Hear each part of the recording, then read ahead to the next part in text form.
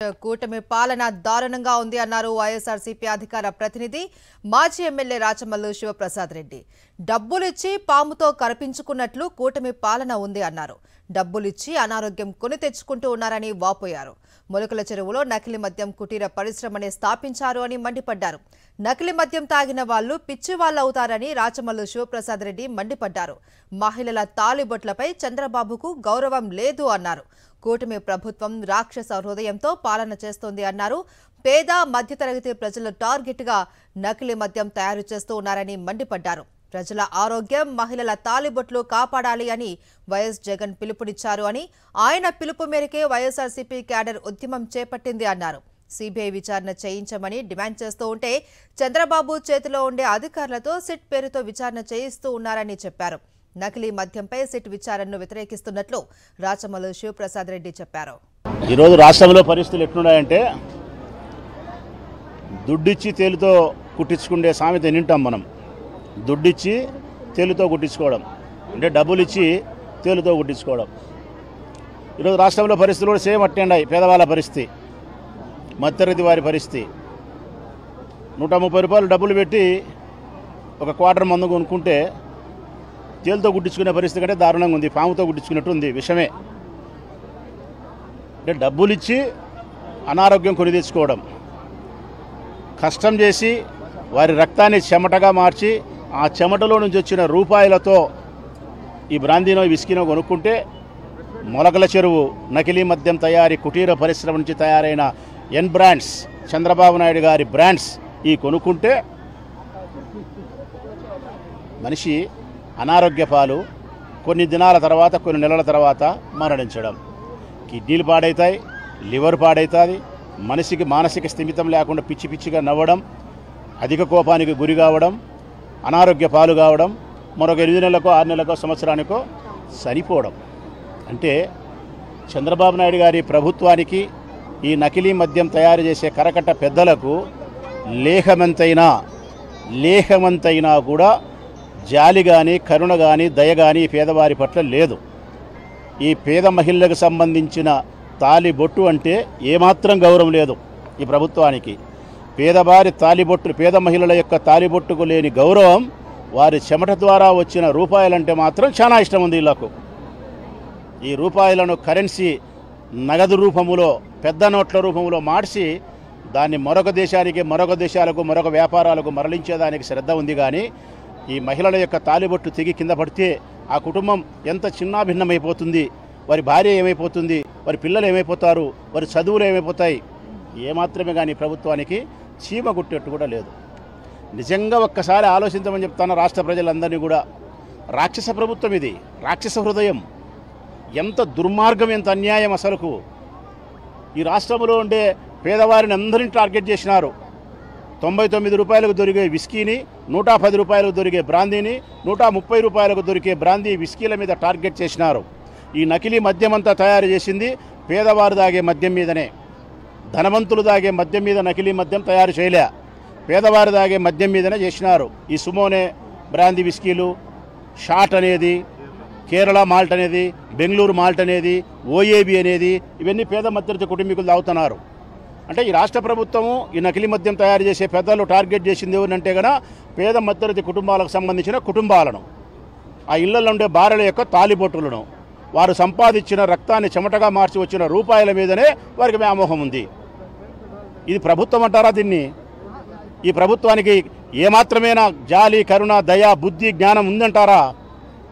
ఈరోజు మేము ఇంతమంది రాష్ట్ర వ్యాప్తంగా 5 కోట్ల జనాభా కలిగిన రాష్ట్రంలో 175 నియోజకవర్గాల్లో వైఎస్ఆర్ కాంగ్రెస్ పార్టీ నాయకత్వంలో ఇంతమంది మహిళలు, పురుషులు వేల మంది రోడ్ల మీదకి వచ్చి ఎక్సైజ్ ఆఫీసుల కాడికి పోయి, అయ్యా నకిలీ మద్యాన్ని ఆపండి, దుర్మార్గము, అసహ్యం కలుగుతుంది. నాకు కూడా ఒక ప్రజాప్రతినిధిగా చెప్పాలంటే ఒక మాట, జనరల్గా మేము చెప్తే ఏ మాట చెప్పాలా? మద్యాన్ని ఆపండి అని చెప్పాలా? మా దరిద్రం, మా కర్మ, మద్యాన్ని ఆపండి అని చెప్పే పరిస్థితి పోయి ఈ విషాన్ని ఆపండి, ఈ నకిలీ మద్యాన్ని ఆపండి, మా చెల్లెల యొక్క తాలిబొట్టు కాపాడండి, ఆ కుటుంబాలను విచ్ఛిన్నం కాకుండా కాపాడండి అని చెప్పి మొర్రబెట్టుకుండే దుస్థితి ఈ ఎన్ బ్రాండ్స్ వల్ల చంద్రబాబు నాయుడు ప్రభుత్వంలో మాకు దాపరించింది రాజకీయ పార్టీలకు. చూడు ఇక్కడ ఎంతమంది మహిళలు ఉన్నారు, ఒకసారి చూడండి మహిళలు ఎంతమంది ఉన్నారు. ఇక్కడికి వచ్చిన మహిళలు కూడా ఎవరు కూడా వైఎస్ఆర్ కాంగ్రెస్ పార్టీకి సంబంధించిన కార్యకర్తలు నాయకులు 20 మంది 30 మంది 50 మంది మాత్రమే ఉన్నారు. వీళ్ళంతా మా పార్టీకి సంబంధించిన నాయకులు. అటు నువ్వు కెమెరా చెబితే వాళ్ళందరూ వైఎస్ఆర్ కాంగ్రెస్ పార్టీకి సంబంధించినటువంటి కార్యకర్తలు నాయకులు కాదు.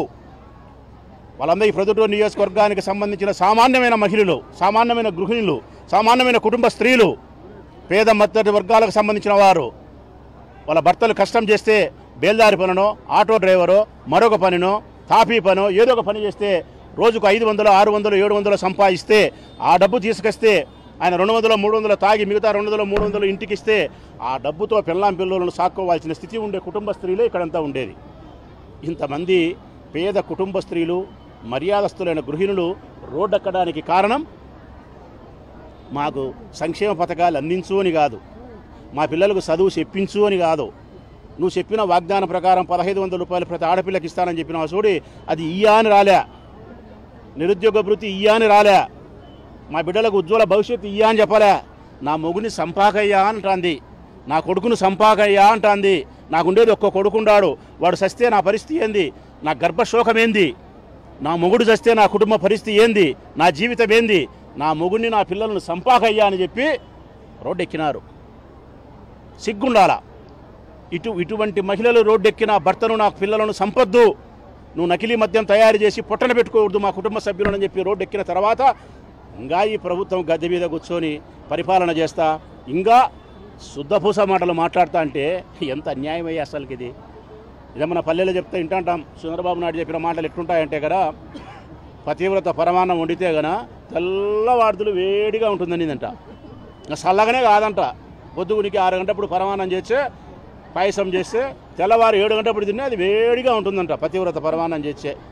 అట్టుంది చంద్రబాబు నాయుడు చెప్పి ఈ శుద్ధపూస మాటలన్నీ కూడా ఇంకా సూపర్ 6 అని, ఇంకొకటని ఏమి అసలు నోటికొచ్చి అబద్ధాలన్నీ మాట్లాడే పరిస్థితికి వచ్చింది. దాన్ని చాలా వైఎస్ఆర్ కాంగ్రెస్ పార్టీ మేము తీవ్రంగా దీన్ని వ్యతిరేకిస్తున్నాం, ఖండిస్తున్నాం.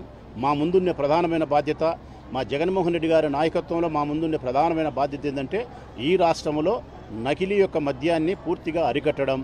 బ్రాందీ షాపుల్లో మాత్రమే ప్రభుత్వం చేత జారీ చేయబడిన బ్రాందీ విస్కీ మాత్రమే దొరకడం, అక్కడ పర్మిట్ రూములు ఇచ్చి తాపిచ్చే ఏర్పాటు లేకుండా చేయడం. 1,00,000 బెల్ట్ షాపులు ఉన్నాయన్న, 3,396 బ్రాందీ షాపులకు అనుమతిస్తే 1,00,000 బెల్ట్ షాపులు ఉన్నాయి. 1,00,000 బెల్ట్ షాపులు ఈ రాష్ట్రంలో ఉన్నాయంటే ఇంతకంటే అన్యాయమైన పరిస్థితి ఏమైనా ఉందా? వీధికి గ్రామాన ఏడ చూసినా కానీ, నువ్వు ఎక్కడికైనా పో, ఏ పల్లెకైనా పో, పట్టణంలో ఏడన తిరుగు, టీ బంకుల కంటే బెల్ట్ షాపులు ఎక్కువ ఉన్నాయి. కాకా టీ బంకుల కంటే బ్రాందీ బెల్ట్ షాపులు ఎక్కువ ఉన్నాయి. 1,00,000 బెల్ట్ షాపులు ఉన్నాయి. ప్రతి బెల్ట్ షాపు గ్రామాన 2-3 బెల్ట్ షాపులు పెట్టి మొలకల చెరువులోనూ ఇబ్రహీంపేటలను తయారు చేసిన నకిలీ మద్యాన్ని వేల లక్షల బాటలను ఆ బెల్ట్ షాపులకు సరఫరా చేసి పేదవాళ్ళు తాగే చోట విక్రయించి వాళ్ళను బలి తీసుకునే ప్రయత్నం చేస్తున్నారు. మా ముందు ప్రధానమైన బాధ్యత ఇదే. ఈ నకిలీ మద్యం అరికట్టాలా, బెల్ట్ షాపుల నుంచి కాపాడాలా, బ్రాందీ షాపులలో ప్రభుత్వం చేత జారీ చేయబడిన విస్కీ బ్రాందీ మాత్రమే రావాలా, మనుషుల యొక్క ప్రాణాలను కాపాడాలా, పేదవారి యొక్క ఆరోగ్యాన్ని కాపాడాలా. ఒక్క మాటలో చెప్పాలంటే పేద కుటుంబాలకు సంబంధించిన మా చెల్లెళ్ళ యొక్క మంగళ సూత్రాలను కాపాడడమే వైఎస్ఆర్ కాంగ్రెస్ పార్టీ ప్రధానమైనటువంటి బాధ్యత. జగన్మోహన్ రెడ్డి గారు అది భుజానికి ఎత్తుకున్నారు. ఈరోజు జగన్మోహన్ రెడ్డి గారు భుజానికి ఎత్తుకున్నారు కాబట్టి ఈరోజు మమ్మల్ని అందరూ గట్టిగా ఆదేశించినారు. ఆయన గట్టిగా చెప్తున్నాడు, ఈ రాష్ట్రంలో పేద ప్రజల యొక్క మహిళల యొక్క కుటుంబాలను కాపాడడం కోసం, వారి మంగళసూత్రాలను కాపాడడం కోసం, వాళ్ళ బిడ్డలను వాళ్ళ భర్తలను కాపాడేదాని కోసం రోడ్డు ఎక్కండి, ఉద్యమాల తీవ్ర రూపంలో చేయండి, శాంతియుతమైన ఆందోళన రూపంలో గట్టిగా మీరు పోరాడండి. పోలీసులు మిమ్మల్ని అడ్డగించే పరీక్ష చేసినా, ఆంక్షలు పెట్టినా కూడా, నాన్ అవైలబుల్ కేసులు పెట్టినా కూడా జైళ్ళకి పోయేదానికైనా మీ తల్లుల కోసం, మీ చెల్లెల కోసం సిద్ధపడండి అని చెప్పి జగన్మోహన్ రెడ్డి ఆదేశిస్తే ఇదిగో మేమందరం సిద్ధమై వచ్చినాం. నీ బుద్ధి ఆంక్షలు పెట్టుకో, ఇది ఆపడానికి సాధ్యమే కాదు. నకిలీ మద్యాన్ని ఆపేంత వరకు వైఎస్ఆర్ కాంగ్రెస్ పార్టీ నాయకత్వంలో గట్టిగా పోరాటం చేస్తాం. నువ్వు ఎటువంటి కేసులు పెట్టినా స్వీకరించేదానికి సంసిద్ధంగా ఉండాం.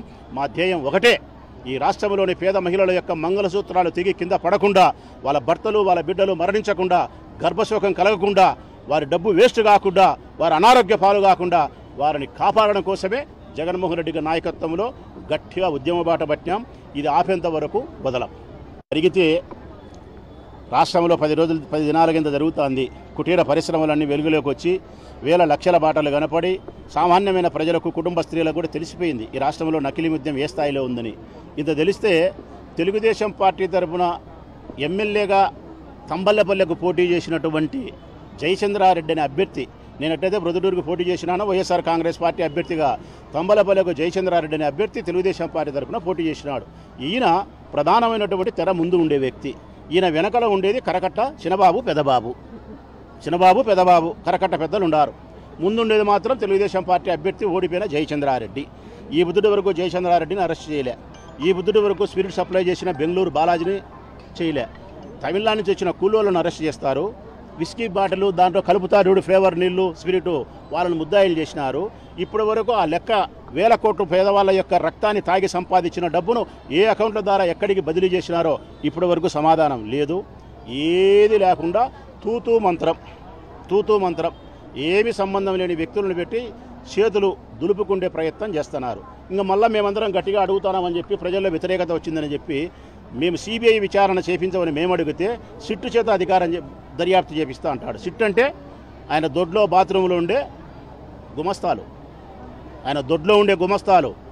సిట్టు చేత దర్యాప్తు చేపిస్తే ఏం నిజాలు బయటకు వస్తాయన్నా? సిబిఐ చేత విచారణ చేపిస్తే నిజాలు వస్తాయి. ఆయన కింద గుమస్తాలాగా పనిచేసే అధికారులతో విచారణ చేపిస్తే ఆ విచారణ సక్రమంగా తేలుతుందా? సరైనటువంటి ఫలితాన్ని ఇస్తుందా? పేద ప్రజల ప్రాణాలను కాపాడడానికి దర్యాప్తు వేగవంతంగా జరుగుతుందా? ఇవన్నీ ప్రజలకు తెలియవా? దీన్ని మేము వ్యతిరేకిస్తున్నాం.